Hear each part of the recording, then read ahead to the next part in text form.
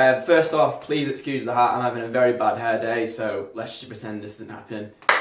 Food plans, do you need one, and what the hell are they? Straight off, I'm just going to say, no. We'll work our way around the board.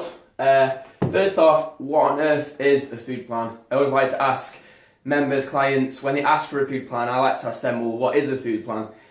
Usually, this is the sort of thing they come back with, how much to eat, what to eat, when to eat. And that's basically what a food plan sort of is. In a food plan, you'll get written down how much you need to eat, how many grams of which macro, when you need to eat, so what timing, and why you need to eat it, so why you need this much protein, why you need this much fats, why you need these many carbs, and usually you have every single food written out, so like 100 grams of oats, 200 grams of chicken breast, that sort of thing, so it's usually all written out. Yeah, so that's pretty much what a food plan is. We don't really do food plans, and it's just come from experience, and the reason why we don't really do food plans is because they're a waste of time. Yeah, they can be a bit of a waste of time. Trainers can spend literally hours writing out these food plans to be as specific as possible, learning how many calories is in which food, and basically it can just be a waste of time because the client will take it or the member will take it and they'll look at it and think, oh, do you know what? I don't really like that food. I don't really have breakfast, and yeah, I'm usually busy at this time of the day. And that's basically what a food plan is. So all the information I've written out, you just totally thrown back in the face because it doesn't fit into your lifestyle. So this brings us to this point is the reason why you need to do your own food plan is because you need to learn the plan that fits with your lifestyle, your tastes, and your preferences. There's no point me telling you to have porridge in the morning, for example, if you don't like porridge, okay? So, but if I say you need to have 100 grams of carbs, let's say, well, you can find the 100 grams of carbs that you like in granola or something, or muesli. So yeah, so that's pretty much why they are a bit of a waste of time. It's that old saying of, give a man a fish, he'll eat for a day. Give a man a fishing rod and he will learn how to catch food for the rest of his life. Something like that. Don't quote me on that one.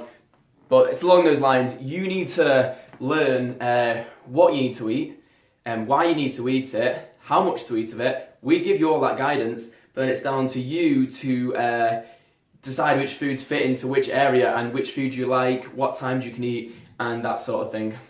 Your plan. What do you need to do? I'm going to use this acronym called KISS, which means keep it simple, stupid. Don't complicate it. You don't really need to be counting calories. You just need a good idea of how many calories are in what food. So you don't need to be writing it down. Even do MyFitnessPal. If you want to keep it really basic, you just need to have an idea of what's in the food. So follow our guidance, the tips that we give you, and these are generally what we say. Measure out your carbs, because carbs are the easiest thing to have too much of. So weighing scales, measure out your carbs. A protein at every meal, so that can be fish, eggs, meat, poultry, some sort of dairy, even like a whey protein powder once a day. And 2 handfuls of veggies.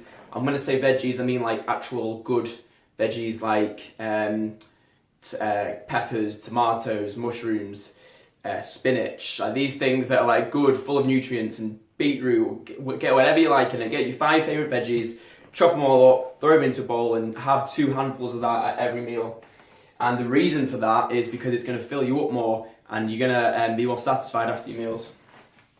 And so yeah, so that's 80% of the week. So out of an average of 28 meals, averagely, over a week, you want to be having 24 meals that have this much in, okay? So about 80% of the week, I don't know if that's bang on 80, I don't know, but that's sort of with a general idea, so about 24-ish meals, okay? And then for 20% of the week, you want to have these, I hate the word, but you want to have these treat meals or foods and alcohol, so 4-ish meals of the 28 to be having with these, and again, it comes back to keep it simple, stupid. Just be mindful of what you're doing. Don't be stupid with it. So don't be thinking, oh, right, it's our treat night. I hate that word, but it's our treat night, so we can have whatever we like. Nope. Please, when you're having your treat meals or treat foods, You measure out still how many carbs you're having if you're having rice, something, or if you're having a takeaway.